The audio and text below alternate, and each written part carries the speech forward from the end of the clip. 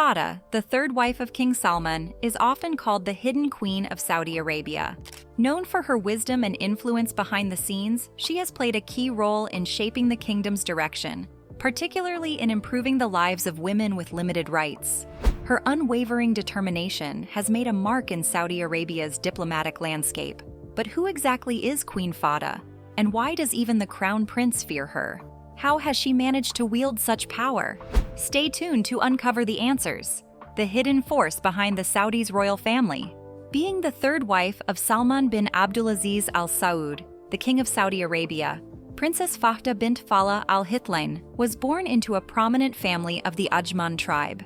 Her name may not be widely recognized in politics, but she is a driving force in the Saudi Arabian royal family.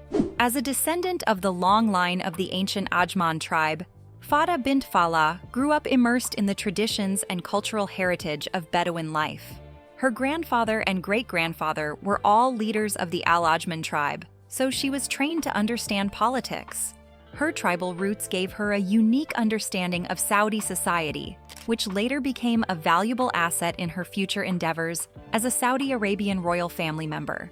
Fahda married King Salman in 1984, and together they had 6 children: Crown Prince and Prime Minister Mohammed, Prince Turki, Defense Minister Prince Khalid, Prince Nayef, Prince Bandar, head of the Royal Guard, and Prince Rakan.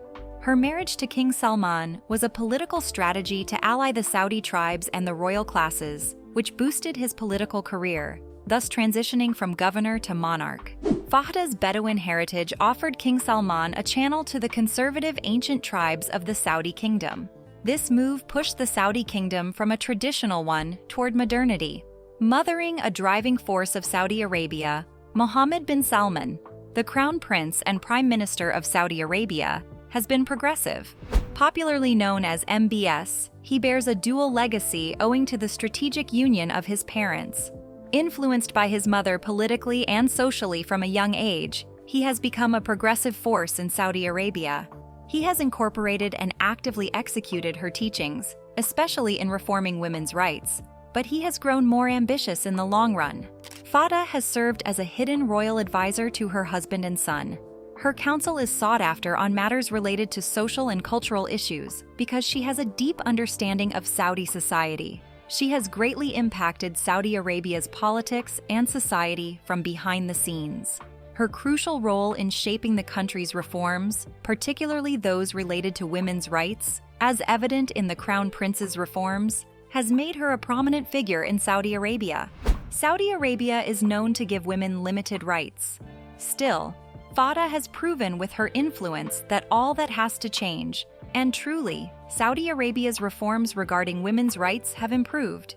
She avoids the limelight, yet her words and counsel to power forces drive certain political and diplomatic decisions. As evident in the Saudi anti-corruption purge of 2017, Fahda remained a potent force, advising the king and crown prince on the relevant actions needed for the purge. She has managed to be an anchor and a guiding force, especially to MBS. This has helped him navigate Middle East politics and influenced his decisions. MBS has advocated lifting the driving ban on women along with Vision 2030, which includes a mission to diversify the country economically, socially, and culturally. Although MBS spearheaded this governmental program, it isn't surprising that Fahda's counsel played a major role in establishing this vision. Vision 2030 aims to modernize Saudi Arabia's conservative society without losing its essence. Fahda's wisdom here is essential as she remains the bridge between the two worlds of Saudi Arabia. With her growing influence and prominence in the royal family's power forces, she remains indispensable and valuable to the throne and the kingdom, working behind the scenes and ensuring that the king and crown prince are well guided to resonate with the broader public. Her influence isn't limited to political endeavors. She is also prominent for her philanthropic works. She is deeply involved in humanitarian activities, especially those focusing on women's education and healthcare. She advocates for Saudi women in the workforce, providing them with the tools needed to climb the social and corporate ladders that favor men. Her philanthropic endeavors don't make the headlines because she focuses on quieter areas, but remains impactful within the kingdom. Her choice to remain hidden and steer forces while remaining in the shadows has made her mysterious. This move has made her preserve the power and dignity of her position by avoiding the public's constant scrutiny and maintaining her role as an influential counselor to the monarch and the crown prince. Without the effects that came with public and media scrutiny, which has the power to influence one's decisions and demeanor, Fada's decision to remain a hidden but valuable force has excluded her from any possible scrutiny and volatility, thereby making her focus on a better Saudi much stronger. Saudi Arabia intends to become a more diversified country, and with the merged eras of the kingdom in place, modernity is required. With this vision and goal already in motion, Fada's wisdom and guidance remain a navigational tool for both the king and crown prince.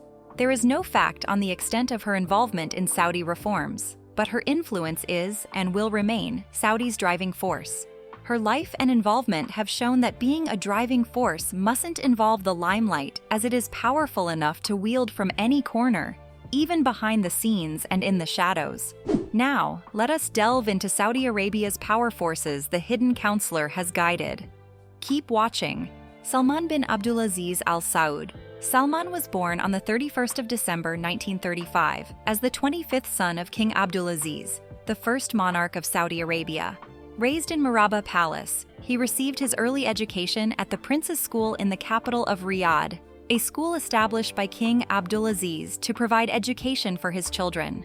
Like every other prince, including his 6 brothers, he was furthest in line to the throne but served responsibly from a young age. Salman was appointed deputy governor of Riyadh province at 19 for a year. Later, he was appointed governor of the same province in 1963 and remained in that office until 2011. As Riyadh's governor, he contributed to the development of Riyadh, transforming it from a mid-sized town into a major urban city.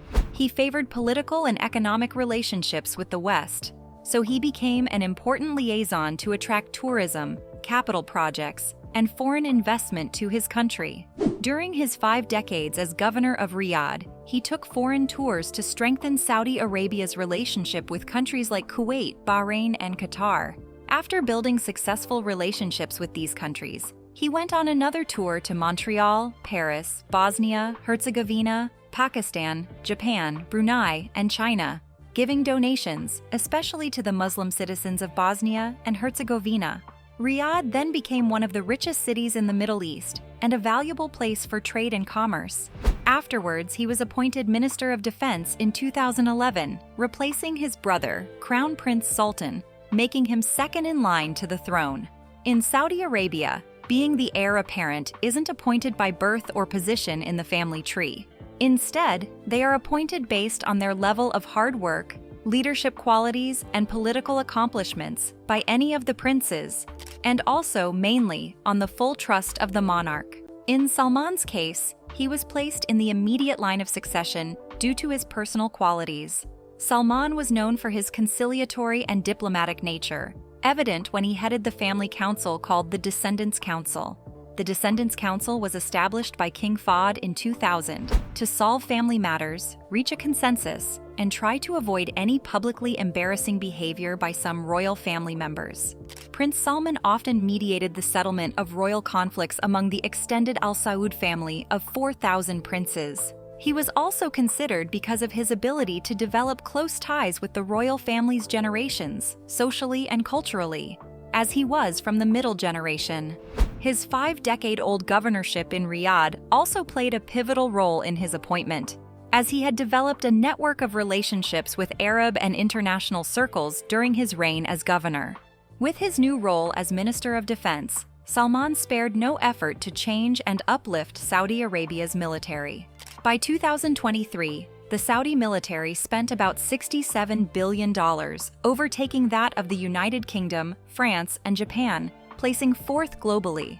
He also led Saudi Arabia as they joined the United States and other Arab countries in carrying out airstrikes against the Islamic State in Iraq and Syria in 2014. After the death of his brother in 2012, Crown Prince Nayef bin Abdulaziz, Prince Salman, was appointed Crown Prince of Saudi Arabia. Although he was appointed Crown Prince, Saudi reformists stated that Prince Salman, unlike other Saudi royals, took a more diplomatic approach and could not be considered a political reformer. They posted that, like King Abdullah, Crown Prince Salman focused mainly on economic improvement rather than political change.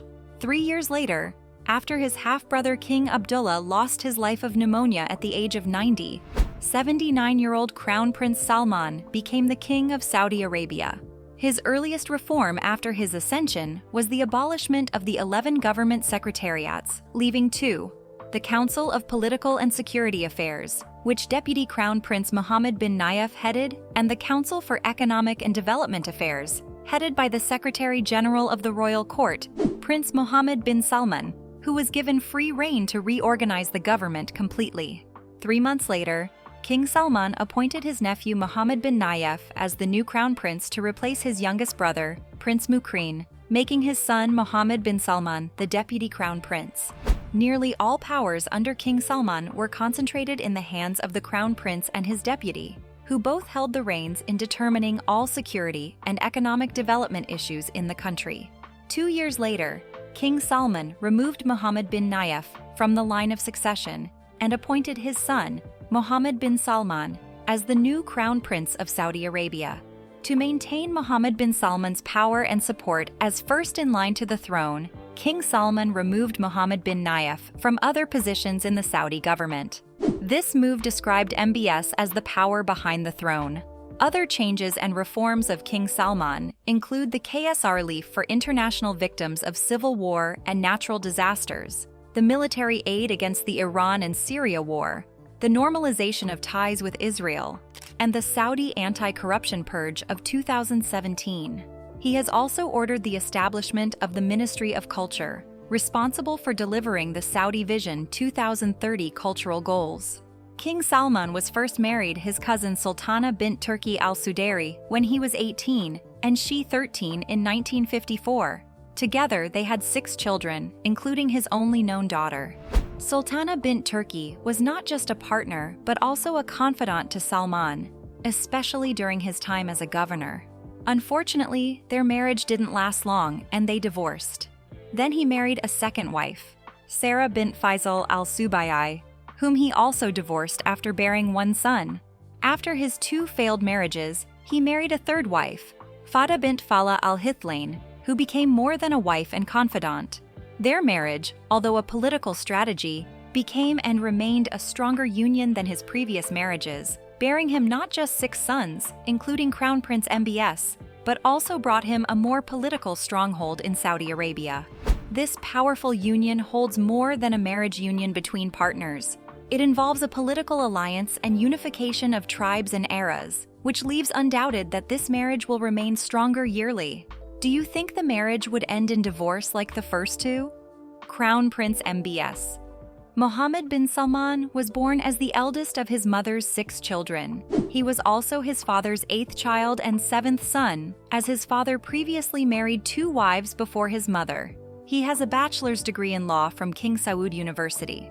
From a young age, MBS was ambitious and hardworking. After graduating from university, he spent several years in the private sector before becoming his father's aide. At the age of 24 in 2009, he went from consultant for the Expert Commission to the special advisor of his father, the governor of Riyadh. From then on, he grew in capabilities and positions, so he moved from one position to another, including being the Secretary General of the Riyadh Competitive Council. Later, he became the special advisor to the King Abdulaziz Foundation for Research and Archives Board Chairman. He also became a member of the Board of Trustees for Albir Society in the Riyadh region. Mohammed's ambition to be more than just one of Saudi Arabia's princes increased further after the demise of Crown Prince Sultan bin Abdulaziz. His father began his ascent to power by becoming the second deputy prime minister and minister of defense, making Mohammed his private advisor. Then, after King Abdullah's demise and his father's ascension to the throne as King of Saudi Arabia, Mohammed became the Minister of Defense and Secretary General of the Royal Court. During the political unrest in Yemen, his first move as minister was to mobilize a pan-GCC coalition to intervene after a series of suicide bomb attacks in Yemen via airstrikes against Houthis. After King Salman ascended the throne, He appointed his nephew Mohammed bin Nayef as crown prince and his son Mohammed as deputy crown prince. This move was intended to reshuffle the cabinet and replace Crown Prince Mukrin bin Abdul Aziz bin Saud, next in line with Prince Mohammed bin Nayef. Mohammed's prestige became known to all, coupled with his military intervention in the Yemen unrest and the aid he provided his father during his governor years. Mohammed grew up to become his father's most trusted son, and likewise his father. He was appointed crown prince 3 years after his father took to the throne. When King Salman deposed Mohammed bin Nayef, his heir, it was not shocking, as people already knew that Mohammed would eventually take that position. After being appointed crown prince of Saudi Arabia, his first move was the Saudi anti-corruption purge in 2017. This was a move to remove competing Saudi business and political elites from power. He explained that if they remained in power, people would continue to suffer, positing that no one would survive in corruption and that any individual, notwithstanding their position, would be removed. In the same year, he ordered over 200 wealthy businessmen and princes to be placed under house arrest in the Ritz-Carlton, a luxury hotel in Riyadh. These individuals were corrupt ministers who laundered money. Some included Saudi Prince Al-Walid bin Talal, Prince Mutaib bin Abdullah, Adel Fakeh, and many more. They became subject to what later became the Night of the Beating, as most of them were beaten and tied to walls in stressful positions as part of torture by Saudi agents.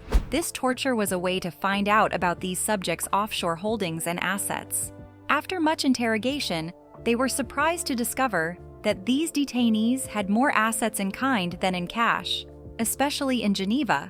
So when they were threatened to call their Geneva bank managers to withdraw large sums of money, the Swiss bank stopped most of these transactions as they suspected these calls were made under coercion. This purge was criticized by many, as there was no due process in their method. United States officials described the action as an abusive and torturing method, as the detainees were either denied sleep, had their heads covered, or were beaten. 17 had to be hospitalized in the process, but after the purge, the remaining detainees were moved to Al-Ha'ir prison, while others were released and banned from traveling abroad. Although the purge was quite brutal and torturous, it helped centralize political powers in the hands of the Saudi ruler Mohammed bin Salman. It also removed the pre-existing structure of consensus-based governance among the Saudi elites. This purge also sidelined King Abdullah's faction in the court, consolidating Mohammed's control of all 3 branches of the security forces. It secured his supremacy over business elites in Saudi Arabia and also resulted in a mass seizure of assets by the bin Salman regime. Even with its criticisms, it was widely supported by Saudi Arabia's youth population, but was resisted by some older populations who are more comfortable with the kingdom's rule by consensus. This made Prince Mohammed the first prince in modern Saudi history, whose electorates were mostly young Saudis outside the royal family rather than within the royal family.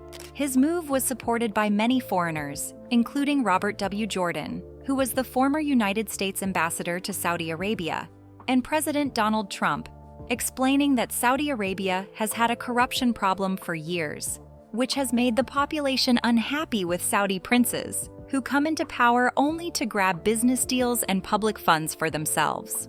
2 years after the purge, the Saudi government announced the conclusion of the Anti-Corruption Committee's work, further stating that over 500 people were rounded up, 2,000 domestic accounts in Saudi Arabian banks were frozen, and assets worth $300 billion to $400 billion linked to corruption were claimed.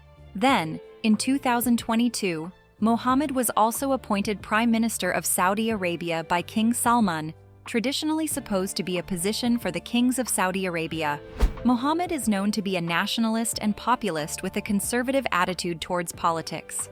He also takes a liberal stance on economic and social issues. He is known as a repressive authoritarian in Saudi Arabia, with his style of rule being described as extremely brutal by journalists. On the 6th of April 2008, he married his first cousin Sarah bint Mashur, who bore him 5 children. According to Forbes, he is ranked the 8th most powerful person in the world, with a wealth of at least $25 billion.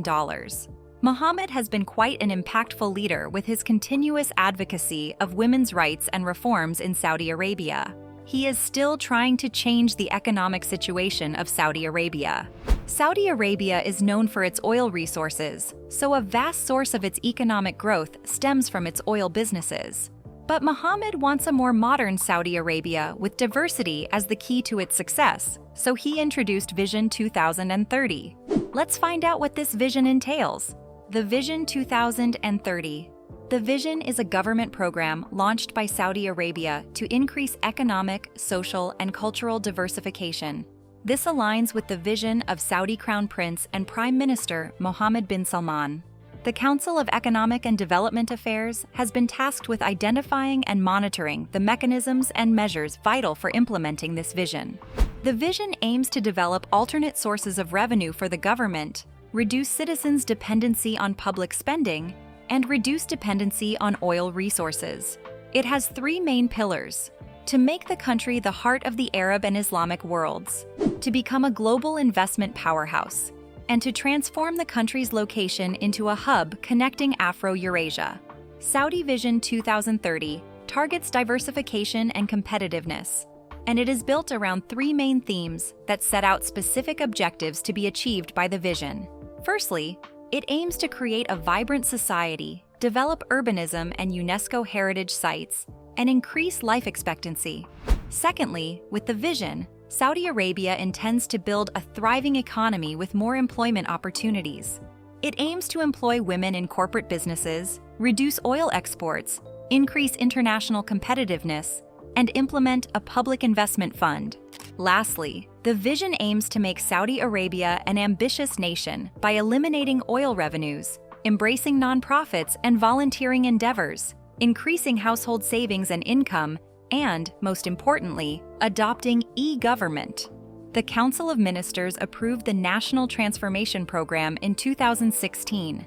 It is the first step of three five-year phases toward achieving Vision 2030.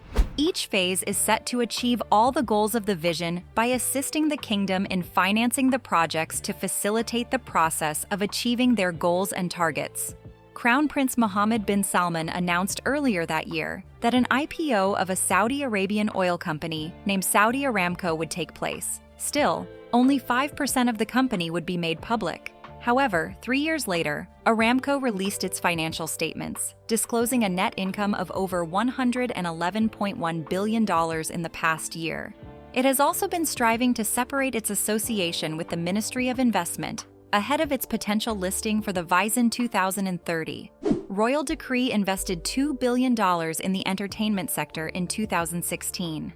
Saudi Arabia held its first public live music in Riyadh for over 25 years, 1 year after the investment.